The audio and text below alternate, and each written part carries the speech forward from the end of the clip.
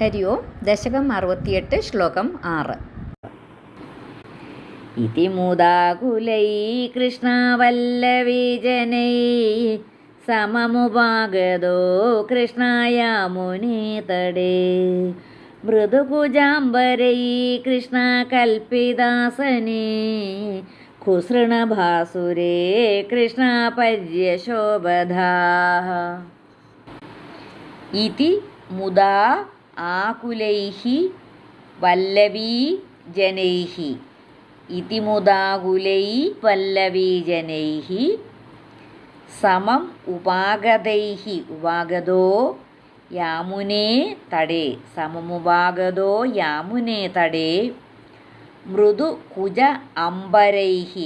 മൃദുകുജാംബരൈഃ കൽപ്പിത ആസനേ. കൽപ്പിതാസനേ ഖുസൃണഭാസുരേ. ഖുസൃണഭാസുരേ പര്യശോഭധാഃ. ഇതി മുദാകുലൈ കൃഷ്ണവല്ലവീജനൈ സമമുപാഗതോ കൃഷ്ണയാമുനീതടേ മൃദുകുജാംബരൈ കൃഷ്ണകൽപിതാസനേ ഖുസൃണഭാസുരേ കൃഷ്ണപര്യശോഭധാഃ. ശ്ലോകം 6 അന്വയവും അർത്ഥവും. ഇതി മുദാ ആകുലൈഃ വല്ലവീജനൈഃ സമം യാമുനേ തടേ സമുപാഗതഃ ഖുസൃണഭാസുരേ മൃദുകുജാംബരൈഃ കൽപ്പിതാസനേ ത്വം പര്യശോഭധാഃ.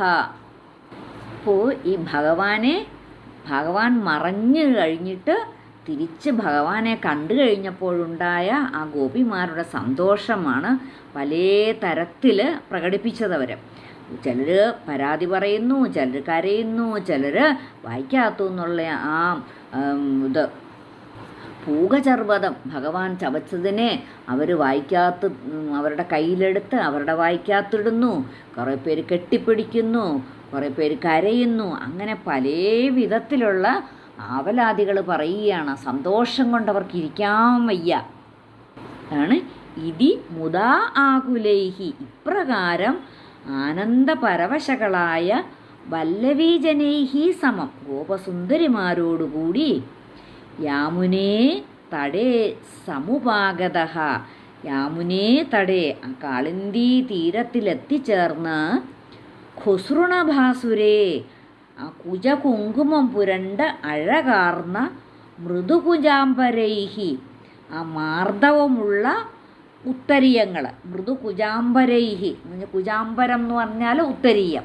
അപ്പം മൃദുവായിട്ടുള്ള ആ ഉത്തരീയങ്ങളാൽ ഈ ഗോപികമാർ ഒരുക്കിയ പട്ടുവിരിപ്പിലിരുന്ന്, അതാണ് മൃദുകുജാംബരൈഃ കൽപ്പിതാസനൈഃ, ആ ഗോപികമാരൊരുക്കിയ പട്ടുവിരിപ്പിലിരുന്ന് ത്വം പര്യശോഭധാഃ.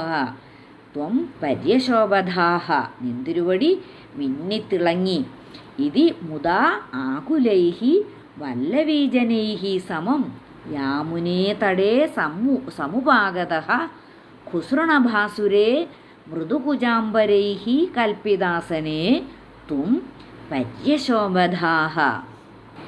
ഇപ്രകാരമെല്ലാം ആമോദത്താൽ ആകുലമാരായിരിക്കുന്ന ഗോപവനിതകളുമായി ഒരുമിച്ച് യമുനാനദീ തീരത്തിലെത്തിയ നിന്തിരുവടി അവരുടെ ഉത്തരീയങ്ങൾ കൊണ്ട് ഒരുക്കിയതും ആ കുങ്കുമം പുരണ്ട് ആ ശോഭിക്കുന്നതുമായ പട്ടുവിരിപ്പിൽ ഇരുന്ന് ഭഗവാൻ ശോഭിച്ചുവല്ലോ.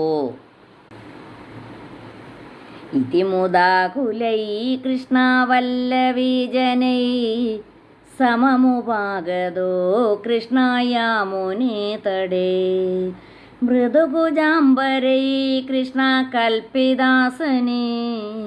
ഖുസൃണഭാസുരേ കൃഷ്ണപര്യശോഭധാഃ.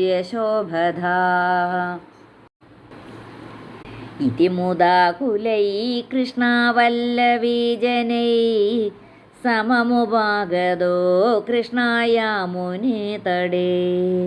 മൃദുകുജാംബരൈ കൃഷ്ണകൽപ്പിതാസനേ खुसृणभासुरे कृष्णपर्यशोभधा